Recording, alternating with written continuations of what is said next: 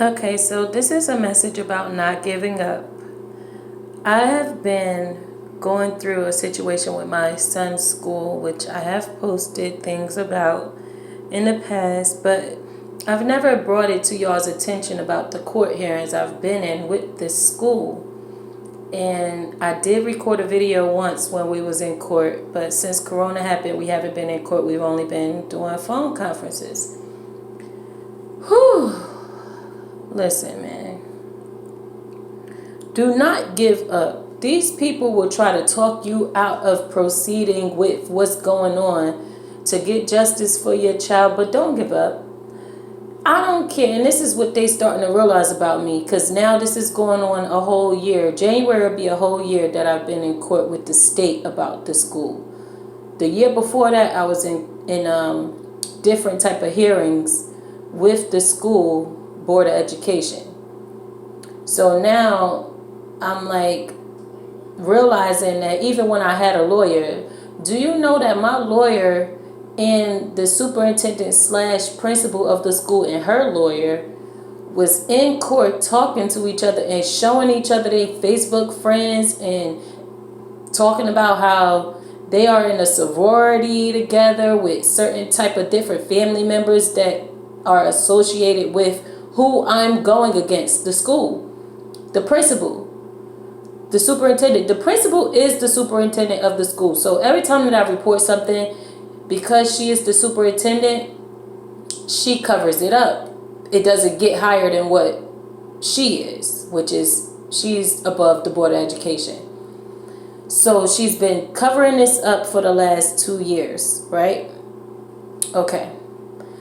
Why my first court hearing, and I had to drop this lawyer because I saw what was going on. He even disrespected me by cursing at me, telling me that I need to drop this case and everything to make me feel like it's not something that I should want to pursue at this point. So I dropped him.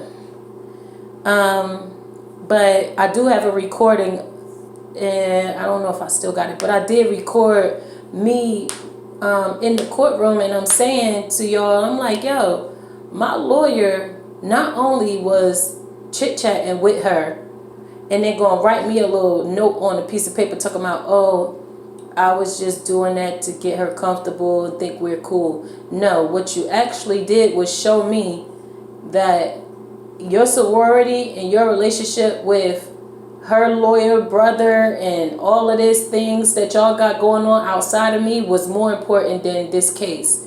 So therefore, he got dropped. And now, just yesterday, we had another court hearing, which was supposed to be on Zoom because they're not doing in-person hearings. But I thought that we was going to be on the phone. So when they called me, I was like, okay, well, I thought we was going to be able to proceed on the phone since there is no in-person hearings. But they tried to do Zoom. They was like, well, since you're not on Zoom right now, we're just going to reschedule. And I don't have any dates specifically for you being able to come in person. But in January, the end of January, we will try to have a conference call and see if the state is allowing people to come in person. I was like, okay, that's fine. He was like, well, that's going to be months away from now. You sure you don't want to just talk to them and try to squash this before then? And I'm like, no. See, he asked me this on that court hearing that I was talking about. He asked me this on the first court hearing. He asked me this 3 times in between then where we had phone conferences for court hearings. And then he asked me again yesterday. And I'm like, at this point, you need to understand that it's not even the fact of him being bullied back then. He has been, 2 years ago, he has been bullied, cyber bullying now, which I have put a video up about how the teacher reacted to the shit. So at this point, it's kind of like, why do you keep telling me that I should discuss anything with them, with her, in order to squash everything when she has let this go on for so long? What is the repercussions for those kids that cyber bullying my son? I reported this last month, October. It's going on the end of November now.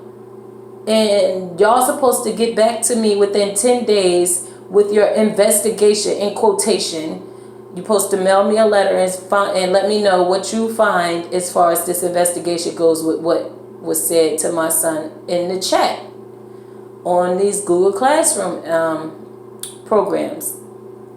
They didn't get back to me. They wanted to drag their ass because they knew we was going to court on November 19th. So they tried to drag that shit. But I told the judge, I'm like, listen, you keep telling me to talk to them. I already reached out to them. And little do you know, my son is now being cyberbullied. So at this point, if I reached out to them last month to see what they was going to do about this, and they have not gotten to me within a month, they have not gotten to me within those 10 days. But all I said was that they did not get to me from October to now about what's going on with that investigation they claim they was doing. So I'm not going to sit here and talk to them about this anymore. At this point, I'm pressing charges against the kids, and I'm going to proceed with these court hearings.